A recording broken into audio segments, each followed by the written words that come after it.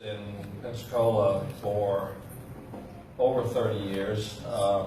John did his academic work at UWF and Troy and USM and West Virginia Medical Institute, which all this means is he couldn't get accepted to Alabama.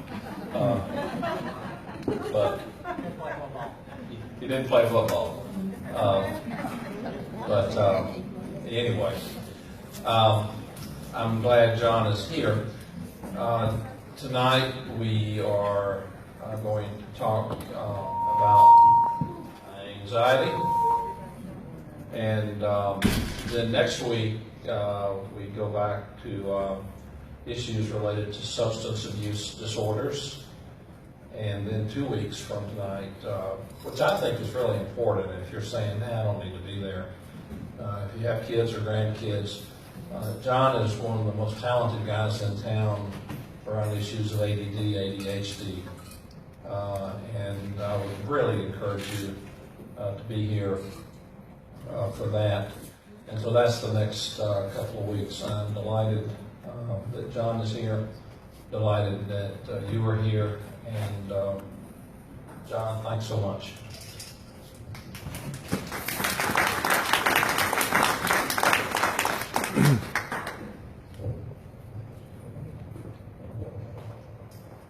Thank you.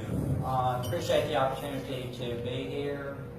I want to thank the staff here at the church and Don of having the vision to put this together.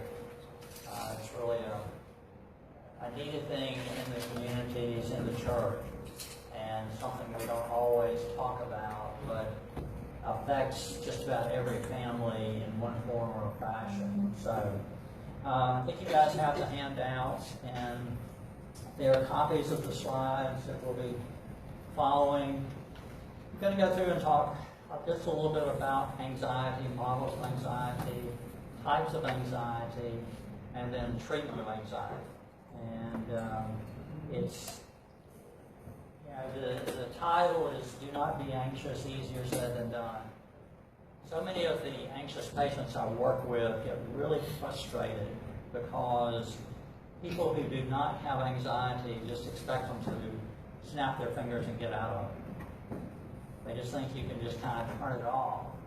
And it's not that simple. And as we go through this, hopefully that will be clear of why it is difficult.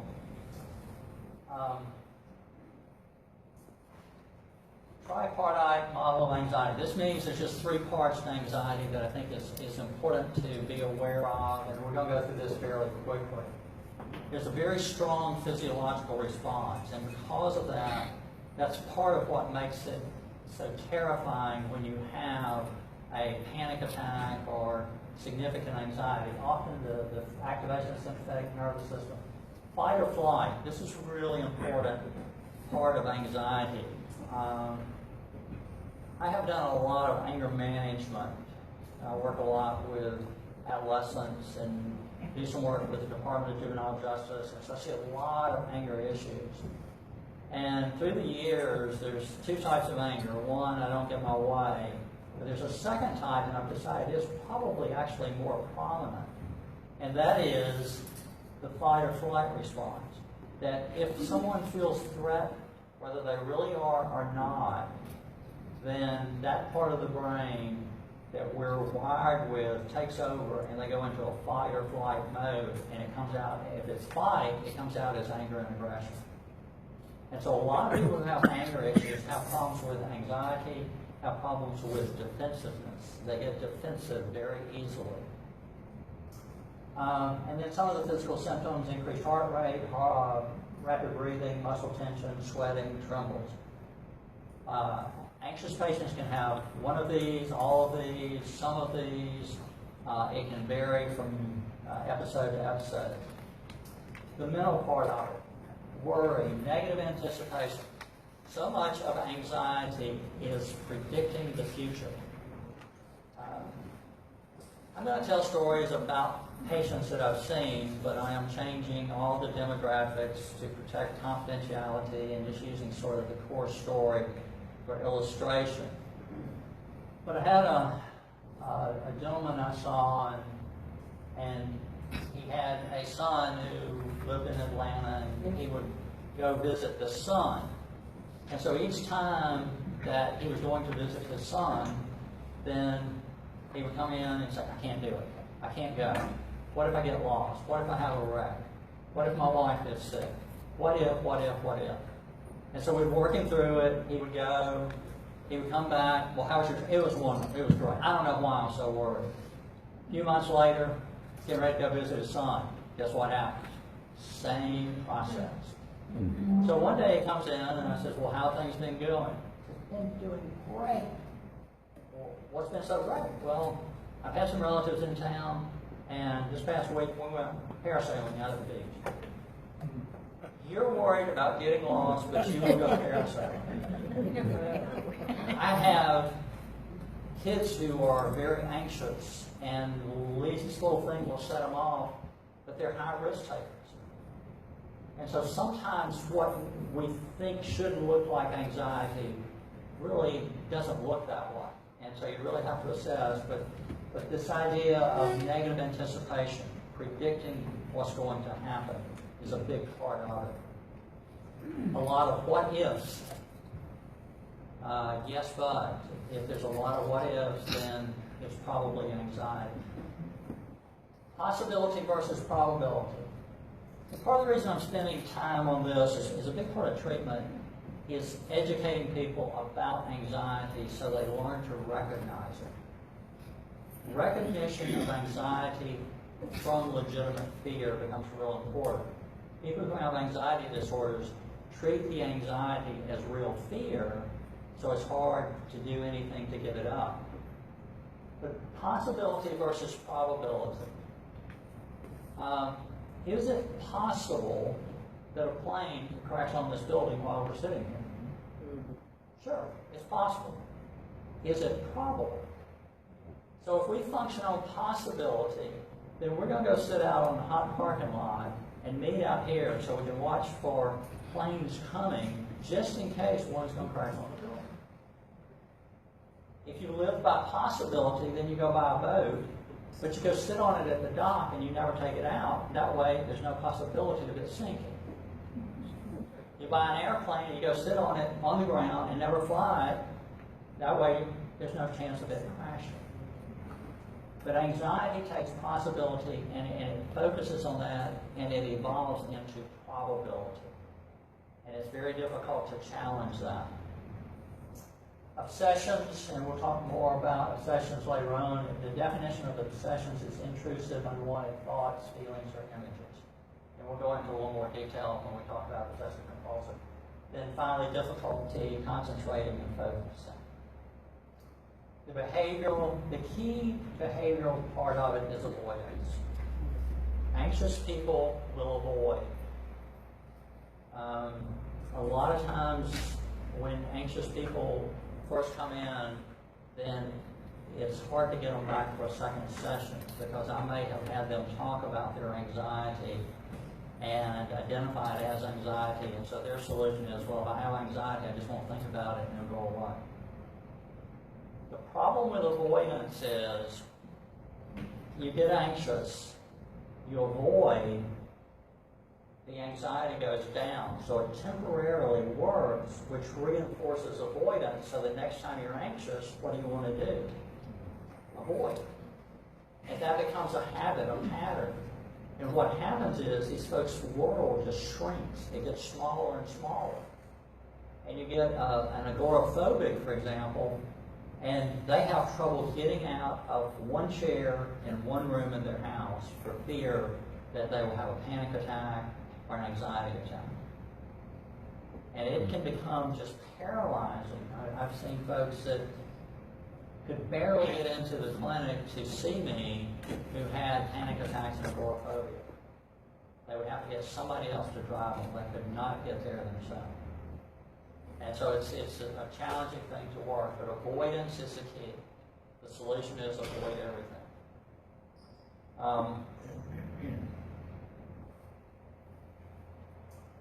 All right, so how does anxiety develop?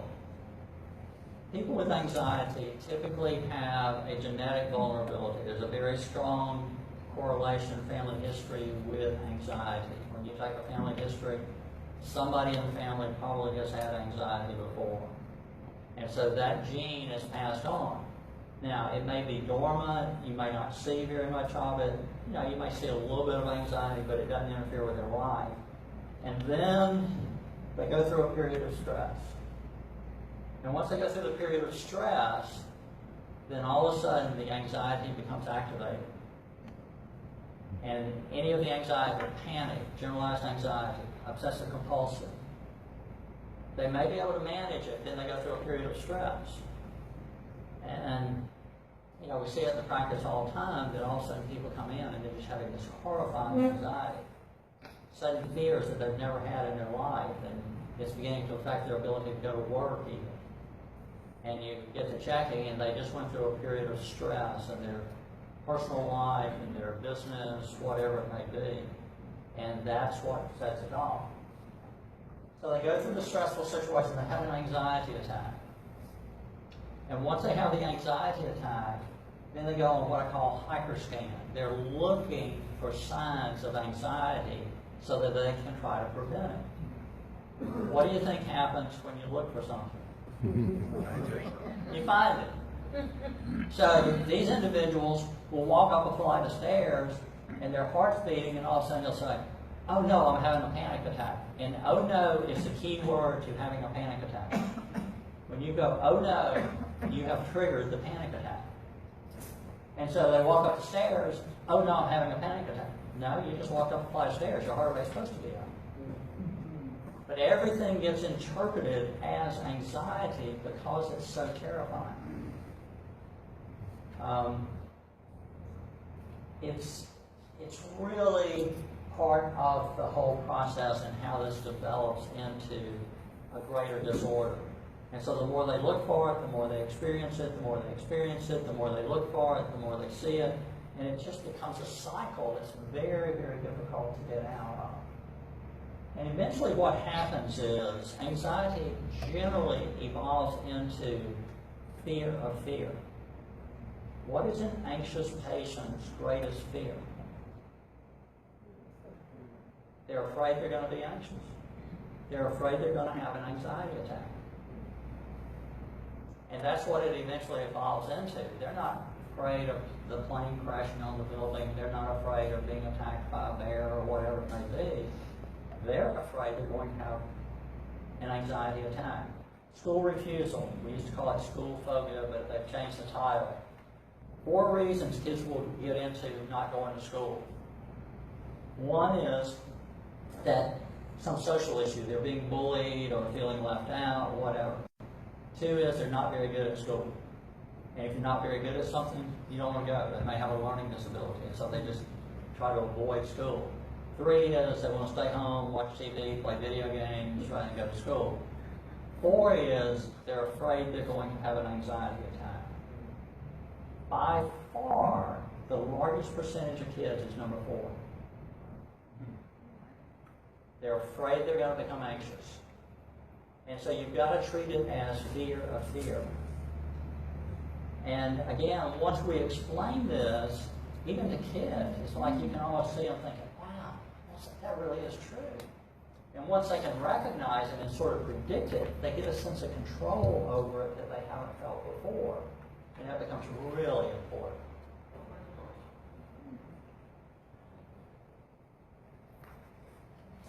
All right, types of anxiety, and I'm going to kind of go through this pretty quickly, and then if there's specific questions you guys have about it afterwards, then we can answer the questions.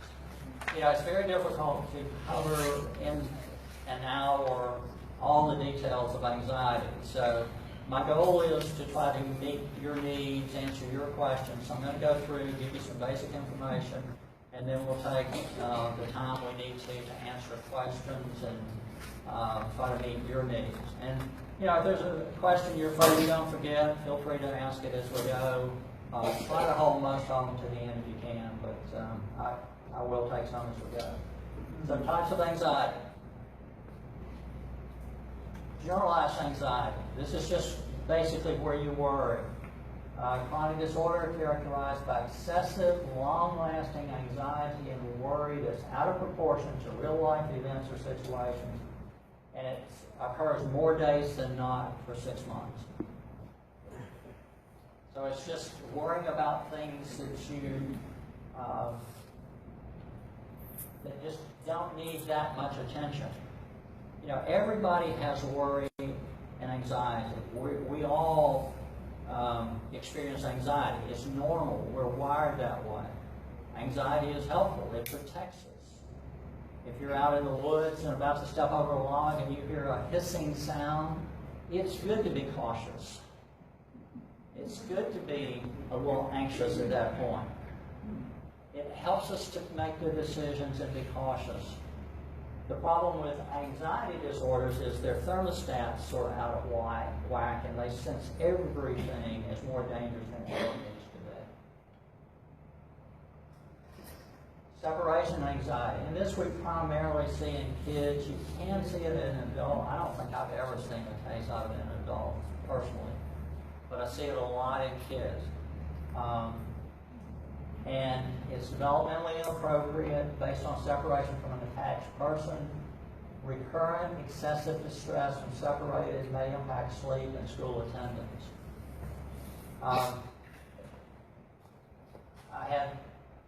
And the way this shows up in kids sometimes is they will begin to, they'll be at school and parents get a phone call, my stomach hurts, I need to come home. And all of a sudden it starts happening on a regular basis. And then all of a sudden it comes out that when they're at school, they have thoughts of something happening to mom or dad, them being in an accident. And that becomes a trigger for the distress and why they need to leave home. And in that, it's a little bit of obsessive compulsive, it's an unwanted thought, it's a little bit of separation, it's a little bit of generalized anxiety. So a lot of the anxiety disorders end up leading together. They kind of come together, and rarely do we get just one specific type that meets all the criteria. Specific phobias. Intense fear, avoidance of a specific object or situation. Examples included flying, various animals, needles, and blood. Blood is an interesting phobia. What happens with blood phobia is generally the person will pass out. And what happens is their blood pressure drops. Instead of going, with all the others, everything goes up. Heart rate, blood pressure, everything. But for some reason with blood phobias, the blood pressure drops, and so they're just down to their knees. When I was in graduate school, I had the opportunity to work with a phobic lady who had a fear of small animals. And she was working on her master's degree and needed one course to finish.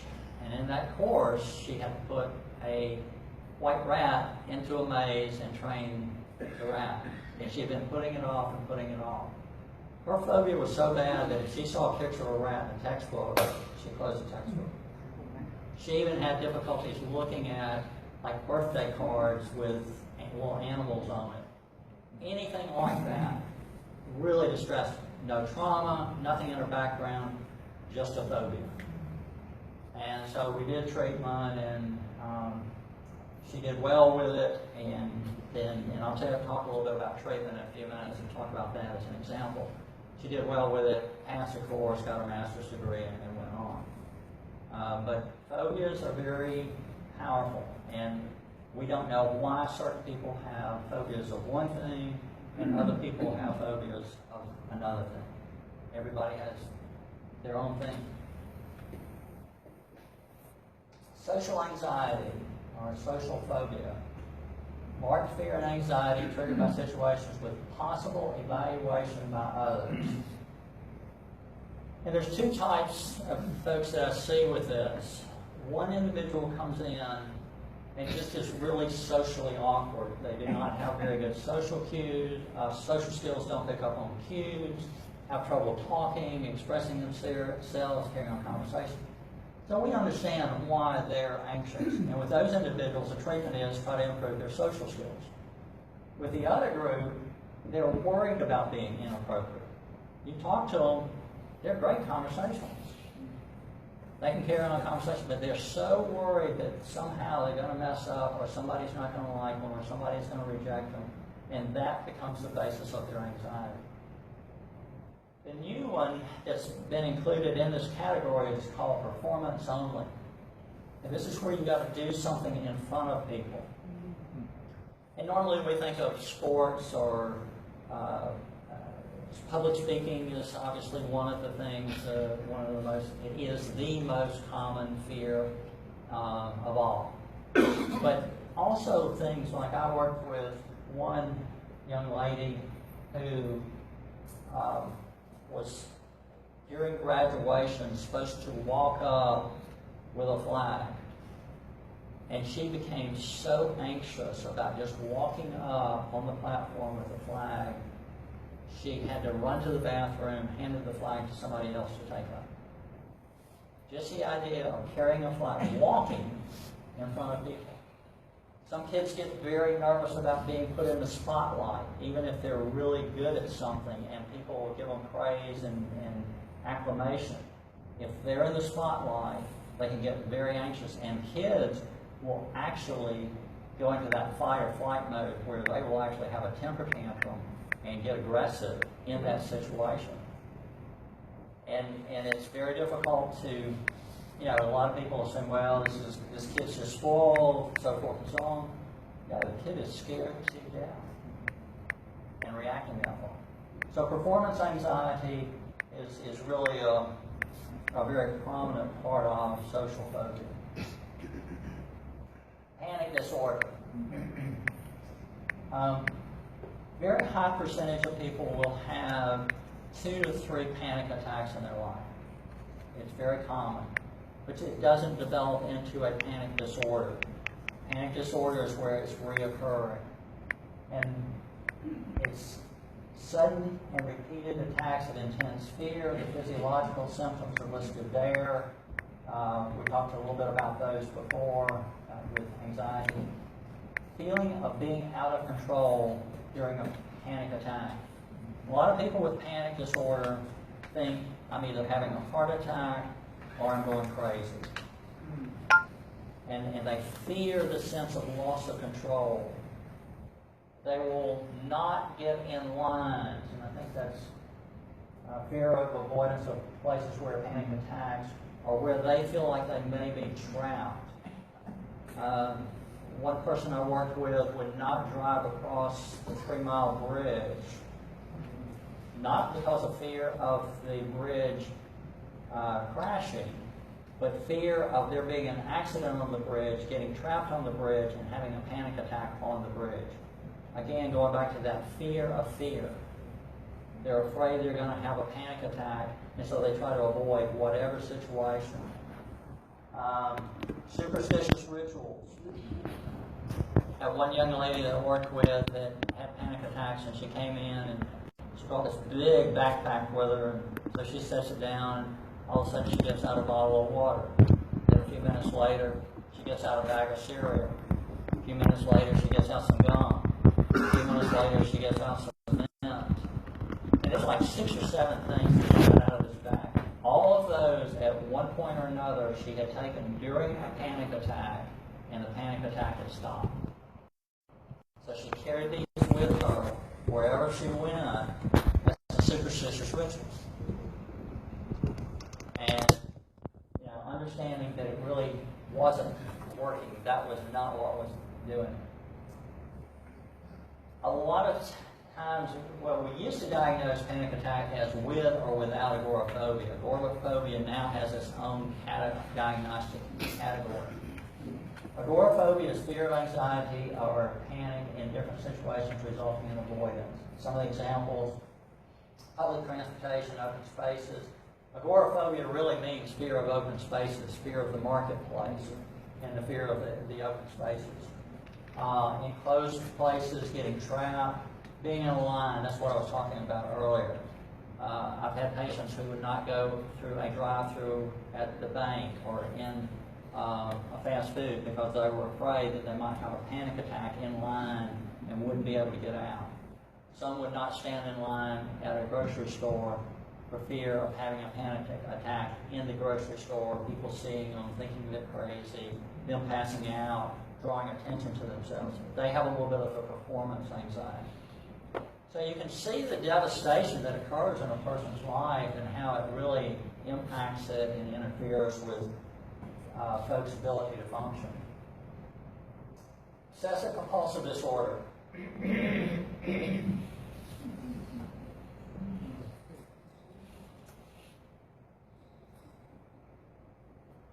A lot of movies have been made about obsessive compulsive disorder, some funny scenes and so forth.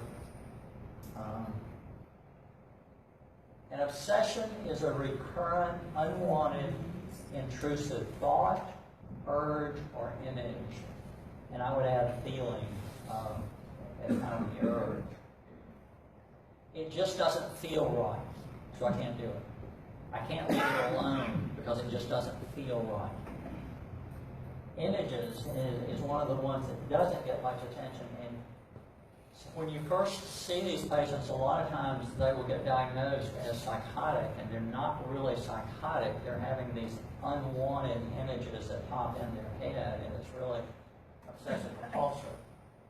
And some of them get really frightening as a counselor to work with. I had a young man I saw several years ago who kept having these obsessions with suicide. He kept having thoughts of suicide. He didn't want to kill himself, but he was afraid he was going to think about it. And at first, I was really concerned that he was suicidal, but the longer I talked to him, I realized that he really didn't want to commit suicide. He was afraid he was going to want to.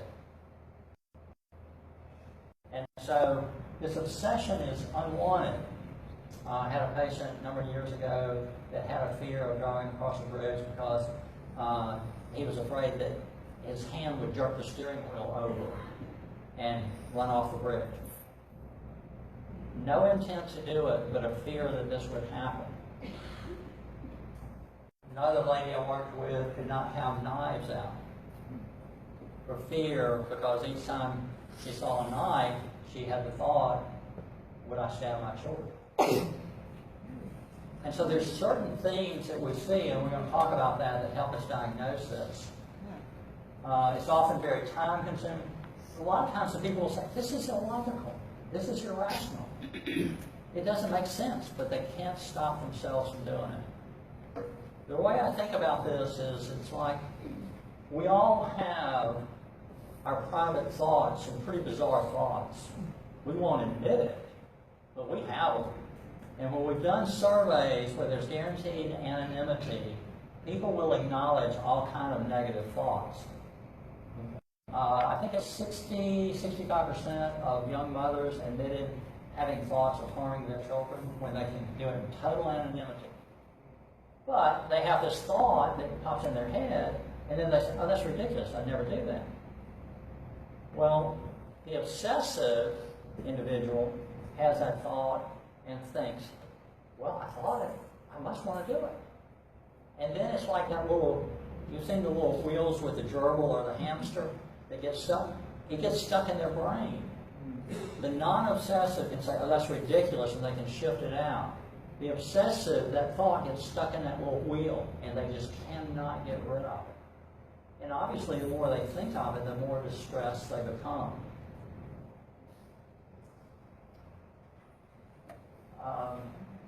Common things, fear of contamination, germs, and of course that results in hand washing and things like that.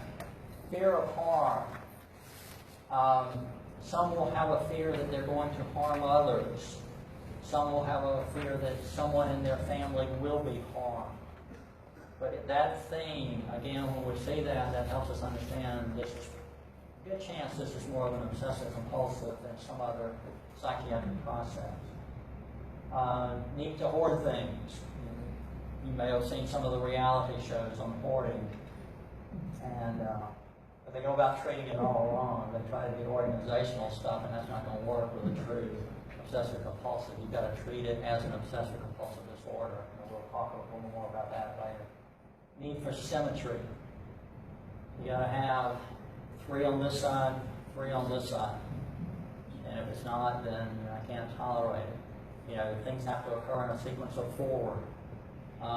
And we all have some of this, you know, some superstitious types of things, but it doesn't interfere with our lives. With these folks, it interferes with their lives. Taboo thoughts. I've had some patients I've worked with that's been afraid that they're going to cuss, and they'll have cuss words pop in their head, and they're just so panic-stricken by that. Have some sexual thoughts that I can't think about sex, I can't think about sex. Well, if you say, I can't think about something, I'm not going to think about it, what do you do? Think about it. You know, if I tell you, don't look at that picture over there, what do you do? And so the more they tell themselves don't do it, the more they do it. And so that just doesn't work, and we'll talk a little more about that. Compulsions. Compulsions are repetitive behaviors or mental acts necessary to decrease anxiety, generally caused by obsession. So obsessions increase anxiety, compulsions decrease. So if I have a germ phobia, I wash my hands. And there may be things to try to distract, like counting backwards, or I have to count by 7s, or whatever it is. Those can be compulsions to try to decrease some form of anxiety. I'm having a thought I don't want to think about, so I'm gonna count by 7s, and it becomes ritualistic, not just as a distraction, but it becomes very ritualistic. And what happens is anxiety goes up, you engage in the compulsion, anxiety goes down, then the compulsion becomes stronger. And then it interferes with life. I've seen some real sad stories of folks who would spend hours checking door locks. One individual was checking for leaks and would check the faucets in the house so much that actually would cut his hand. You know, and so it becomes very intense, very compulsive. You just got to do it. And it's very challenging. But a lot of these people used to end up in institutions, and we're much better at treating it with the medications we have now and the therapeutic approaches. Post-traumatic stress disorder. This is the one that probably gets a lot of attention these days. We hear a lot about it in the news, in terms of military trauma that occurs in people's lives. And the idea is that there's an exposure to a traumatic event. First of all, you have to be able to document that there's been some trauma exposure to that. And then there's recurrent, unwanted, distressing memories. These are called intrusive memories. This is where you can't get away from them. Recurrent, unwanted, distressing memories of the traumatic event, reliving it. This is like flashback. Dreams, very intense dreams that disrupt sleep. So a lot of these people end up with sleep issues. Severe emotional distress or reaction to something that reminds you of the event. Avoidance. You try to avoid thinking or talking about the event. Avoiding places or activities or people. And so that's another form that we sometimes see in post-traumatic stress. Negative changes in thinking and mood. Relationships really get affected by this. You can see depression. They're basically numb. They don't want to experience any emotion for fear that it's the negative emotion associated with the trauma. So they try to block out all emotion. And in that process, you can't let any emotion in to see if it's good or bad. So they end up blocking out positive emotions as well. And so it's just very numb, very subdued, very lethargic. A lot of hopelessness, loss of interest, a lot of depressed types of symptoms. Changes in emotional reactions, irritability, angry outbursts. I see this a lot, particularly in certain military individuals who may have had some predisposure to some anger before, and so the irritability, they're just so frustrated. Always being on guard, overwhelming guilt or shame. This is survivors. Sometimes they survived and others didn't, and there can be very significant guilt or shame. Self-destructive behaviors, a lot of alcohol that I see associated with this, trouble concentrating, trouble sleeping, being easily startled or frightened. Worked with a guy a number of years ago that had a sort of an emergency response role in the military, and would result in him going into scenes where there's intense conflict, death, so forth and so on. And so now, if the phone rings, he just immediately sort of a startle reflex associated with that. And it's a conditioned response, it's learned. Okay, so treatment, and I'm going to give you kind of some general parameters, and we can talk about specific treatment for the anxiety disorders, the specific ones, but this is just some general guidelines. First of all, medications. Medications are much better than they used to be. The antidepressants, that's these two categories here.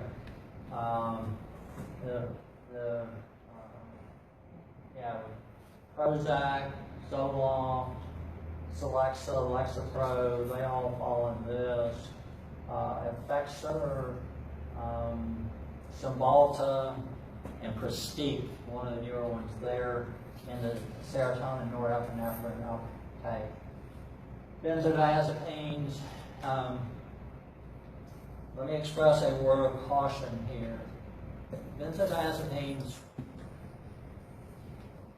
are designed for short-term use, and unfortunately they get used long-term. And if you have an anxiety disorder and you're using the benzodiazepines long-term, we actually have to program in extra sessions of the treatment to get you off the medication, because when you come off the benzodiazepines, if you've been on them for a while, you're going to have symptoms that are mild withdrawal. It's not like you're going to a hard withdrawal. But what does that look like? Anxiety. It looks just like anxiety. So you think that you're having anxious attacks. Yes, Don? Okay, yeah, good point. Xanax is probably the one that I see most often today. Valium,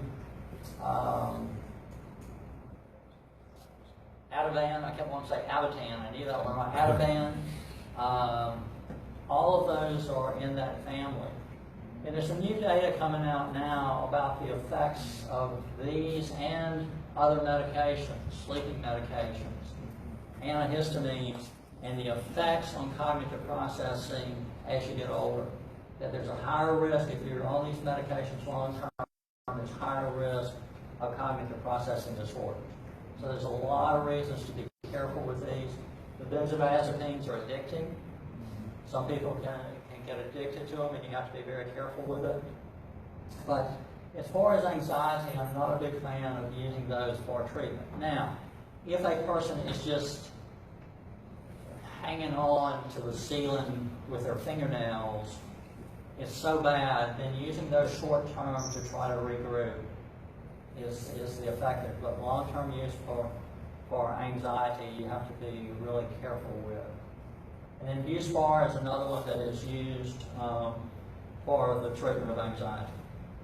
And it's not addicting. It's used pretty regularly now in the treatment of anxiety. The top two are probably the things that the antidepressant types are probably used more regularly now than any other types. I'll give you a treatment that I found really helpful, and I use it in the beginning. When people first come in, if there's fairly high levels of arousal, it's hard for them to logically challenge their anxiety. And so this is from a book called Brain Lock, and it's written by a guy named Schwartz, who was a psychiatrist, and last time I heard he was out at UCLA Medical School. And he developed this model, and he has images using a PET scan of what the brain looks like, the anxious brain before treatment. And then he has PET scans showing it afterwards. And he's treating specifically obsessive compulsive, but I found this useful with all forms of anxiety, working with folks. And I particularly use it with kids. I found it pretty helpful. But the first thing is you got to label it. You got to understand. You got to give it a name. It doesn't matter what the name is. I had a kid recently, and I said, okay, I want you to go home and give it a name. And he came back, and the name he had chosen was Bob. I don't know why he chose Bob, but he chose Bob. And as long as he understands what Bob does, it doesn't matter if it calls it anxiety or whatever. So you want to label it. You got to understand.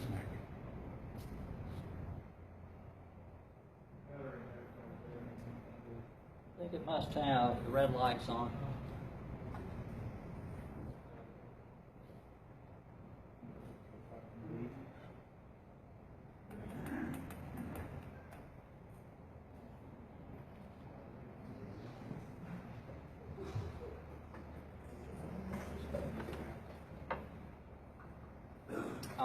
But you label it and understand what that means. It means that I'm going to do a lot of what if. It means I'm going to take possibility and turn it into probability. And for example, with kids, I talk about it, it's like a bully who's going to try to push you around and try to get you to do things you don't want to do, that you're uncomfortable. It's going to try to intimidate you.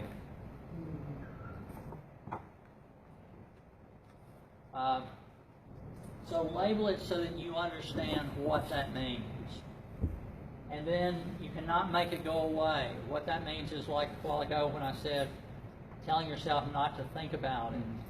The harder you try to make anxiety go away, the worse it gets. It's like you're going to go to the doctor and you're going to make your blood pressure be low. What happens? It goes up. You're going to make yourself go to sleep. It doesn't work well.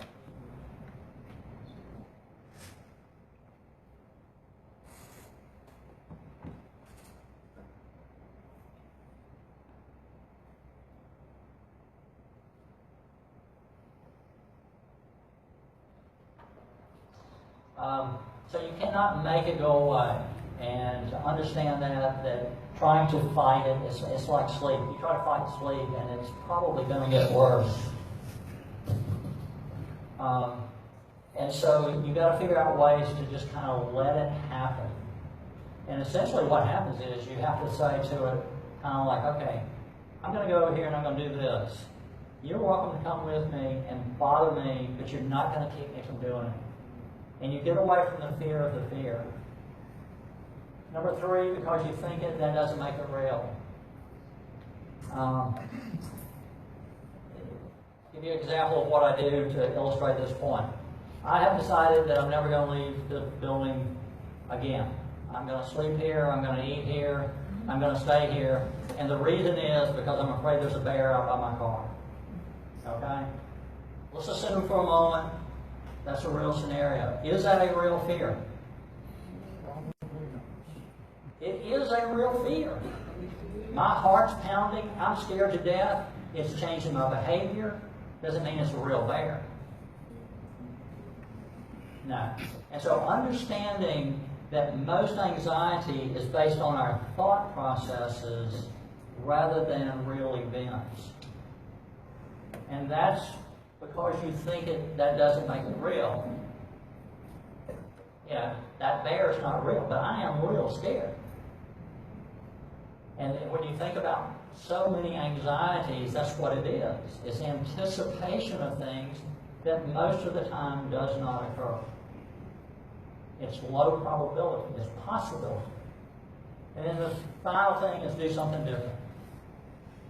Go and do something. And what happens is, as you go and do it, you get focused on it, You forget about the anxiety. It's distraction is what it is. But these other steps are very important in the process. What most people try to do is step number 4. They try to distract themselves, but they don't label it as anxiety, so they think it's a real fear, so they can't distract themselves. So all 4 steps are really important in that process. Cognitive behavior therapy. Identifying, challenging, and changing dysfunctional thoughts and behaviors. And I include in this anxiety education, things that we just kind of went through and talked about in terms of labeling. The idea is you identify the negative thoughts, and then challenging it is it true, and is it helpful? If it's not true and it's not helpful, then I need to change what I'm thinking. For it to be true, I must be able to prove it. If I can't prove it, then it's a false belief that I need to change. What this does is it eliminates predicting the future. Can you prove the future? No. So it's a false belief. Can you read people's minds? No. Can you, in making assumptions, jumping to conclusions? How many of those things do we do that are negative? Many. And that leads to the thinking. So learning to challenge these thoughts, and there's a model that we teach as part of this process. Cognitive behavior therapy is probably some of the more research on it now than many of the therapies we've had in the past. And it's demonstrated effectiveness with depression, with anger, anxiety, a number of things. But it's based on the philosophy of Epictetus, who said man is not disturbed by events, but by the view he takes of them. So it's not what happens, it's the way you think about it. And so you learn to reframe things and think about it differently. And so this is real important with anxious individuals, first of all, to help them deal with their stress.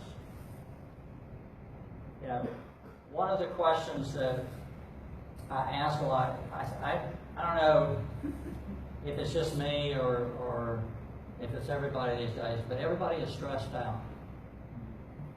You talk to people, I'm stressed. And so I say, what is stress? And usually I get this real long silence. And people are saying, I'm this, but they haven't thought about what that really means. Stress is an engineering term where you take a beam and you put weight on it, and you put more weight on it, you put more weight on it, and where it cracks is its stress point. And so the idea of stress, the definition that I like is when you perceive the demand to be greater than your ability to handle it.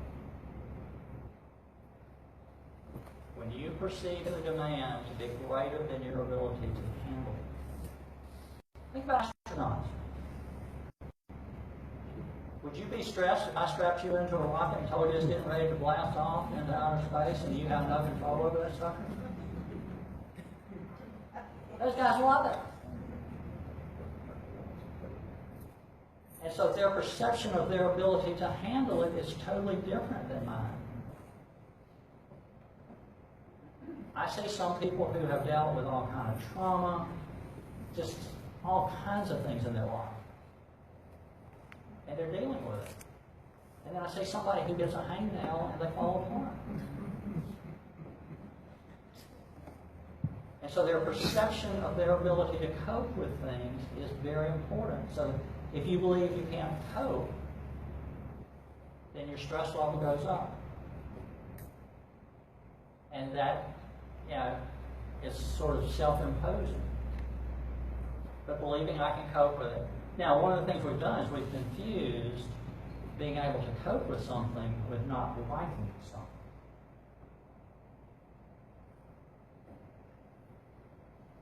I have all kinds of demands on my schedule and so forth, and I don't like it because it interferes with my golf game.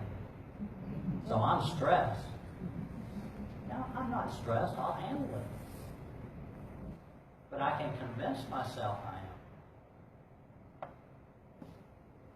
Yeah, I hear I can't handle this, especially in teenagers. I can't stand this. You gonna kill yourself? You gonna walk into McDonald's and start shooting people? What do you mean you can't stand it? Well, I don't like it. Okay, well, say you don't like it. Don't say you can't cope with it. There's a huge difference. And so the idea of, and with kids in particular, it's really important to instill this belief, I can cope with things I don't like. That's one of the greatest things to helping them with stress resilience. And it's true with adults. So, the way you think is very powerful. And we spent a lot of time working on that. Exposure therapy. This is the key component to anxiety treatment that has made us so much better at treating it. Graduated exposure. Whatever the fear is, you have to gradually be exposed to it.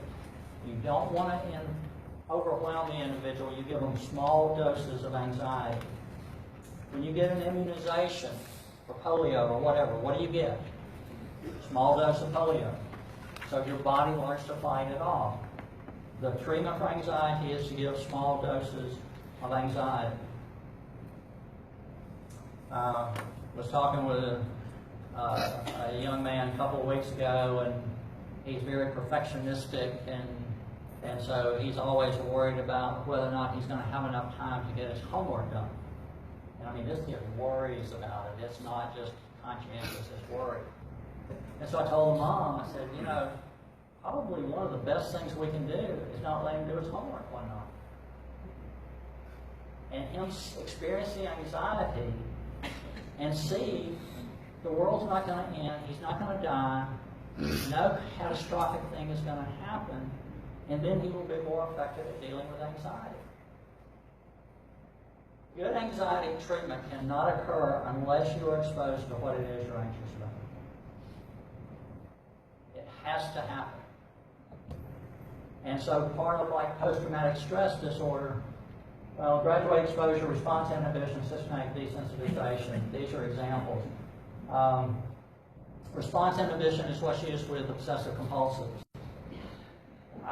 Working with people accuse me of being sadistic and torture, but if I have an obsessive who is fearful of germs, then I have them go out and dig in the dirt with their hands on a gradual basis. They may do it for 30 seconds to start with, then they do it for a minute, then they do it for 5 minutes, and to gradually increase it to the point they're not overwhelmed. So again, you have to be exposed on a graduated basis. You don't want to overwhelm. You overwhelm them, it's totally shut down. And so it has to be just increments. The systematic desensitization is the treatment that's typically used for phobics. The lady that I was telling you about earlier that was afraid of the mice and needed the master's degree, we started out just showing her pictures of mice and so forth from a distance. And then she and I, there was a little petting zoo in the area I was in at the time, and there were squirrels out there, and so we would go walk through there, and she got used to the squirrels and got comfortable with that. And then I told her I had a white rat. We were on the second floor. I told her I had a white rat in a cage on the first floor. And then I told her it was on the second floor. Then I told her it was down the hall, and I wanted her to walk halfway to the hall. Then I had her walk to the room. Then I had her open the door. Then I had her walk in. Then I had her pet the rat. And that was the treatment. And then the phobia was gone. The problem is when she was petting the rat, she was a little anxious, and the rat was sensitive and getting antsy. So I would get her to stop, and I would calm the rat down, then let her pet it again. Well, one time I waited too long, and the rat bit me, so now I'm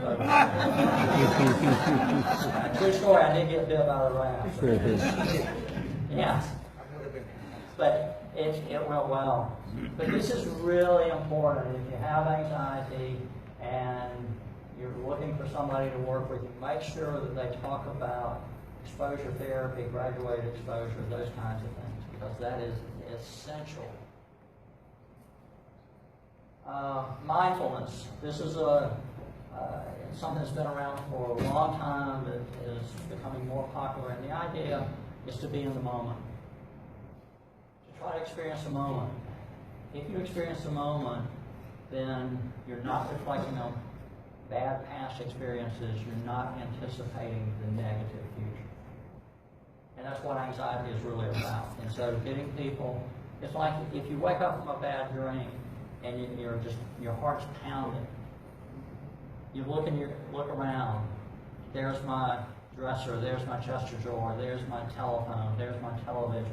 I'm in my bedroom, I'm safe, I'm not being chased by a tiger. And by reorienting yourself to your surroundings, you can calm that anxiety down very quickly. And it really is helpful doing that. And it's the same thing, that's the whole idea of mindfulness, is reorient yourself to the moment surrounding. You're in a place right now, you're safe. And you can think about, I'm safe, I'm right here. And so we try to get anxious people to spend more time reflecting on in the moment. Eye movement desensitization reprocessing, EMDR, is a newer technique. I'm not that familiar with it. I don't do it. Dr. Sharon Thompson here in Pensacola does it. She's with Faith and Hope Counseling Center and teaches at Troy. And it's being used more with trauma, treatment of trauma. So I just wanted to mention that. All right. I wanted to also talk about, and I don't have the slide to try to add them, and apparently didn't get added in, but I want to talk about anxiety in Scripture real quickly. 1 Peter 5:7, and I'm going to read from the Pullman version. 1 Peter 5:7, casting all your care on him because he cares about you. And I'm going to read the same verse from the NIV. Cast all your anxiety on him because he cares for you. What word is being used for anxiety in the Holman version? Care. And so in Scripture, it's the idea of caring is closely associated with anxiety. And Scripture is not saying don't care, but be careful what you care about and how much you care about it. If you look at Matthew 6:31 through 33. So don't worry, saying, what will we eat, or what will we drink, or what will we wear? For the idolaters eagerly seek all these things, and your heavenly Father knows that you need them. But seek first the kingdom of God and his righteousness, and all these things will be provided for you. So the priority is to seek the kingdom of God first. What happens if we put anything before that? Then we're likely to worry about it and become anxious about it. And that's what it's saying of being very careful about what you care about. If you get the wrong priorities, you know, if we're sort of called to surrender everything to God, but the one thing we want to hold back, kids, job, family, health, whatever it may be, that's the one thing we're going to get most anxious about. It becomes all or nothing. It becomes life or death. If I put a 2x4 here on the floor, could you walk across it? Yeah, worried about that wide. Could you walk across it? Okay. I'm going to take that same 2x4 and I'm going to put it between 10-story buildings, two 10-story buildings. You going to walk across it? Same 2x4. Yeah, is the wind blowing? It's the same 2x4 that's right here. And so what happens is if we make something life or death, we elevate it, we put so much pressure on ourselves, we cannot help but be anxious. And then finally, I want to read Philippians 4, verses 6 through 8. And this is just a great summary to me. Do not be anxious about anything, but in every situation, by prayer and petition, with thanksgiving, present your requests to God. And the peace of God, which transcends all understanding, will guard your hearts and your minds in Christ Jesus. Finally, brothers and sisters, whatever is true, whatever is noble, whatever is right, whatever is pure, whatever is lovely, whatever is admirable, if anything is excellent or praiseworthy, think about such things. That's the whole basis and premise of cognitive therapy. What are you going to think about? The things that could go wrong, or the promises that you have in Christ? Do you think about things that may happen in the future, or things that have happened in the past? Or do you think of things that you're grateful for now, relationships that you've been given, connections that you have with folks? And so where we put our focus becomes a lot of what happens to our emotions, our behaviors, things like that. All right, I want to just open it up to questions, see if you guys have anything at all you want to ask about anxiety or any specific types of anxiety that we went through. We've got a microphone back here, so if you just raise your hand, Skip will bring the microphone.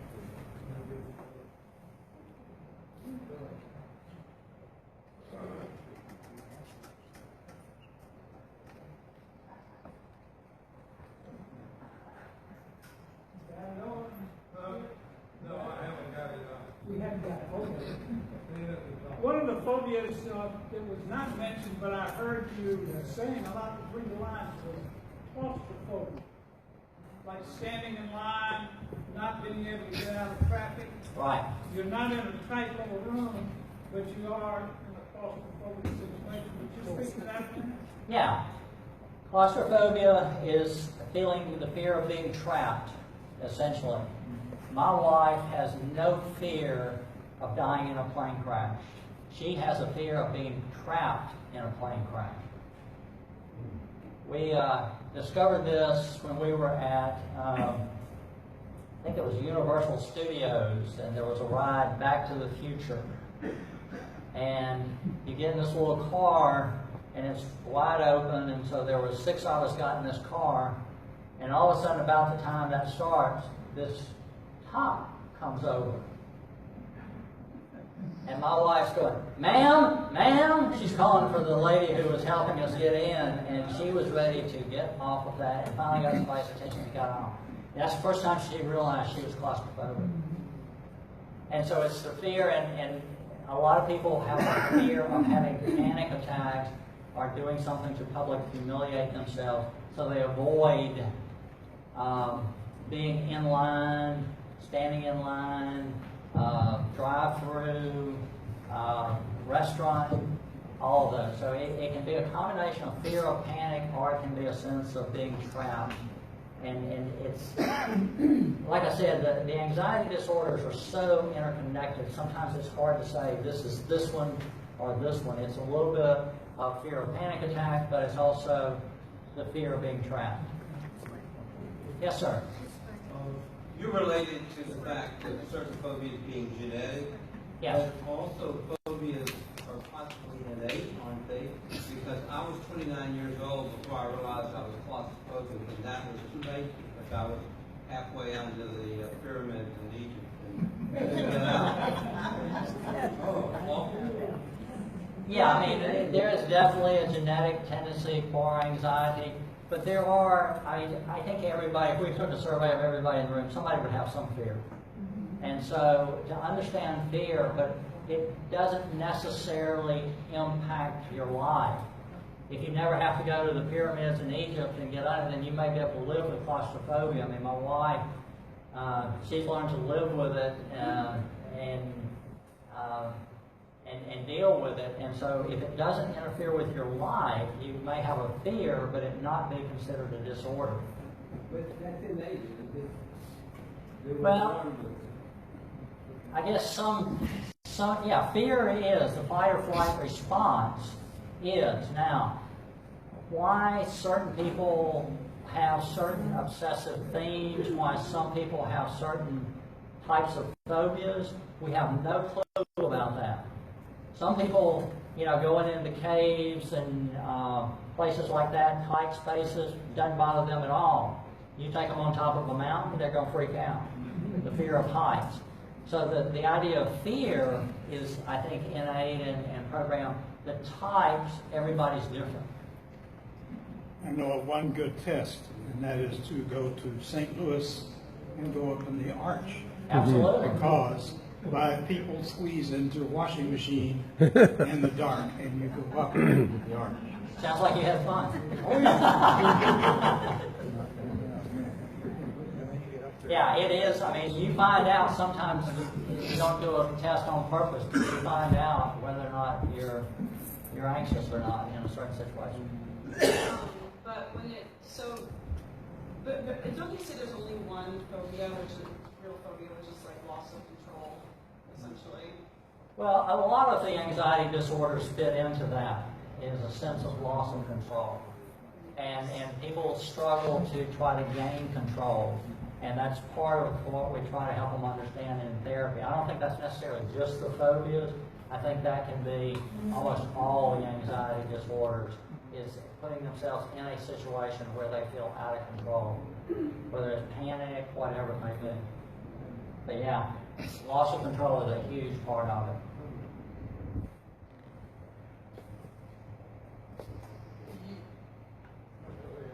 Do you use scripture in your work? And if so, how do you handle folks that aren't Christians or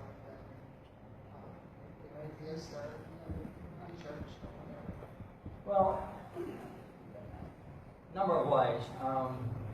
I'm not pushy about things, but I do share my own experiences and in that process my own faith of what has been important to me. And I will use stories. For example, cognitive therapy, there's a technique called the ABCs that I teach just about every patient I see. And the ABCs is the idea of thinking on what is true and what is helpful. And the Philippians verse is very consistent with that. But I share with people, this was actually developed by a guy that was a proclaimed atheist. But he had no clue how consistent what he was saying is with Scripture.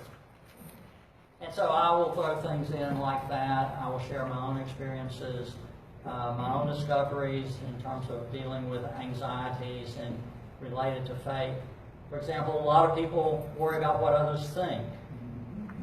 And so I will say to them, I'll say, you're trying to do something that Jesus Christ himself couldn't do. He was perfect and they killed him. What chance do you and I have? We're not going to get everybody's approval, even if we're perfect.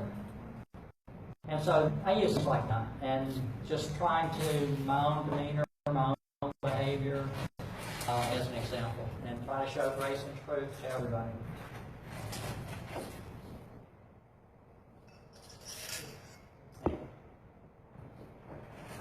I'd like to make an announcement. Tomorrow night at 6 o'clock is going to be a seminar on race and reconciliation. It's going to be at the corner of Tarragona and Church Street. That's right behind the T.T. Wentworth Museum. And we'd love to have y'all come.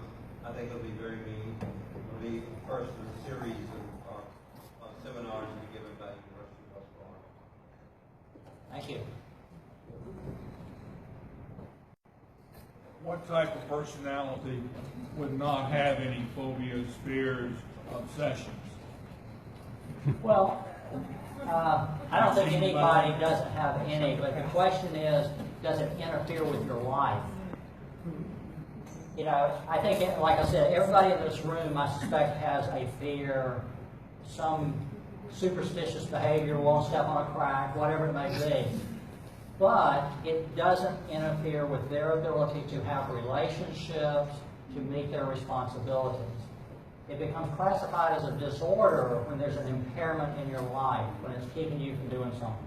But I think just about everybody's got something kind of fear like that. When you have really, really strange dreams, is that kind of like anxiety going on at night or something? The question is, if you have strange dreams, does that mean something's going on? If you ever understand dreams, get with me, we'll write a book. You'll be on Oprah next week. Let me tell you the best theory on dreams I've ever heard, because dreams make no sense. There are people who interpret dreams and so forth, and more power to them. I'm not smart enough to do that, but the best explanation I've heard on dreams is the purpose of dreams is to keep us alive. That you drift into a deep stage of sleep, REM sleep, and your whole system relaxes, even to the point of possibly not breathing. And one of the theories, obviously not proven, is that SIDS babies, sudden infant death, just drift off, and that's the reason there's no abnormal findings, typically any pathology seen medically, but they just kind of drift off and die, and the theory is maybe they don't dream, and so they don't get their heart rate going and things like that. That's as good a theory as I've heard. The other stuff, I have no clue. John, connect tonight to next week talking about substance abuse. Okay. Can I connect it to the first week also? Yes, to depression? Yes. That was my second question. Yes. There is a very strong connection, correlation, thin line between anxiety and depression. If you think about it, if you worry, you're thinking about negative things. If you're thinking about negative things, what's that going to do to your mood? You're going to be depressed. And so a lot of the depressed people I see, I think, started out with anxiety and just got so sick and tired of dealing with it and felt overwhelmed by it, became depressed. So that's one observation. The other thing that, and I don't have any data or research to back me up on this, but having worked with a lot of folks in substance abuse and in anxiety, I am convinced that many substance abusers start out with an anxiety disorder and self-medicate. I don't know what the percentages are, the correlations are between substance abuse and anxiety, but a number of the people that I've worked with who've had substance abuse issues definitely have some anxiety issues. Anything you would add to that? In a lot of the antidepressants, A lot of antidepressants are designed to treat both anxiety and depression. Yeah. Axel, I guess, would be an example of that, wouldn't it? All of them are. I mean, Zoloft, I've seen it work well with some very anxious patients. Yeah. And so I've seen it used with all of them. Yeah, we work with a really bright, competent psychiatrist, and he will say that 2/3 of all of the depressed patients are also anxious. So 2/3 of the depressions have an anxiety component, and the medicines are really designed to deal with both anxiety and depression. Alcohol does not deal with either very effectively. So, say that. But it is tried very often. Yes. I have a question. As you mentioned before, we all have probably our own fears. As you mentioned before, we all have our own fears and anxiousness. What's the difference of, like, if I'm anxious or fear something, but I'm in control and I go on, and another person might not be able to? What's happening in my brain that I can deal with it, and in their brain they can't? Well, one of the things that may be at work is that genetic vulnerability. That there are certain genes that you pass on that anxiety gene, and so you may deal with stress and some event, and yeah, it's disruptive, it bothers you, but you move on. But if you have that certain gene, that may actually trigger the anxiety if you have that vulnerability. And have then, they proven that in this field where they can pick up those extra genes and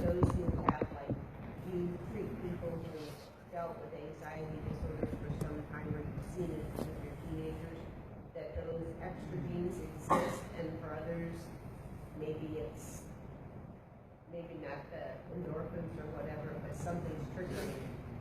Yeah, you know, this is a fascinating time to be in practice of what we do.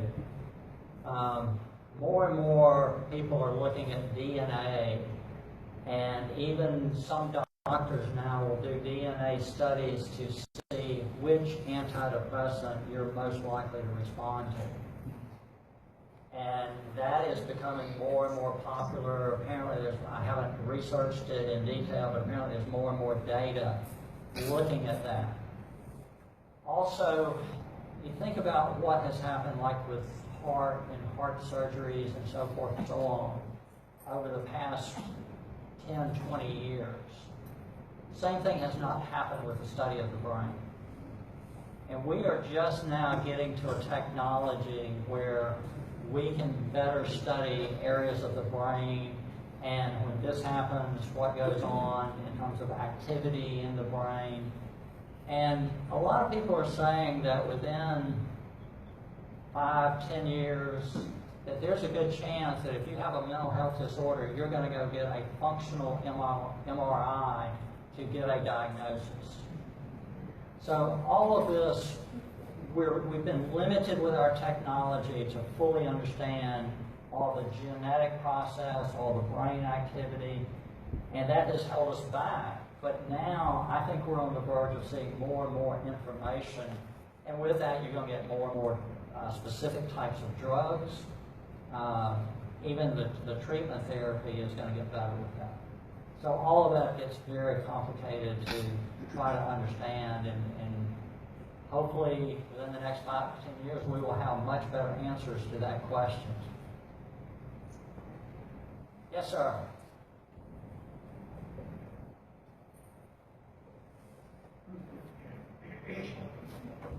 Okay, sometimes like when you have screen, like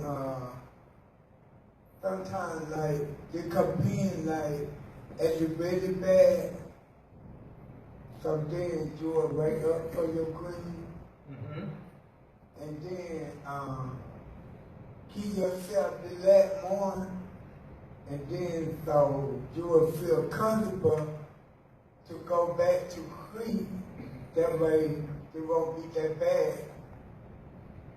Yeah, when you have a bad dream, it can be very terrifying, and then you don't want to go back to sleep, and so you lay there and toss and turn. There's a lot of behavioral treatment for insomnia now. If you lay in bed and you're awake 15, 20 minutes, get up, don't stay in bed, because if you stay in bed, then the bed becomes a conditioned response to tossing and turning. And you'll actually get to the point where you dread going to bed. And so get up, do something until you feel drowsy, nothing real exciting, just something sort of subdued, boring. Once you feel sleepy, go back to bed. You cannot make yourself go to sleep. The biggest mistake people do is they try to make themselves. And the harder you fight it, the more difficulty you're going to have going to sleep.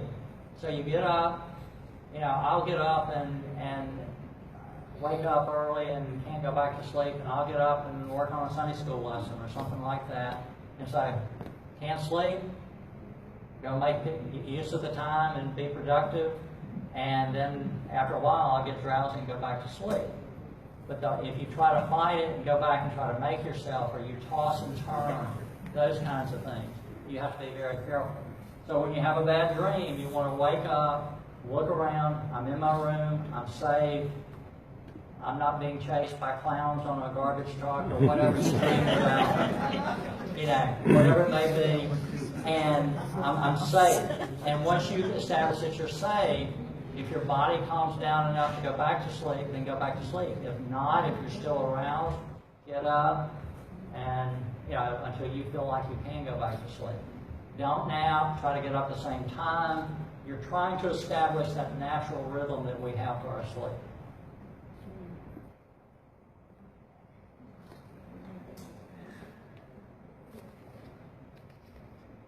All right. Well, I appreciate your kind attention. Good questions.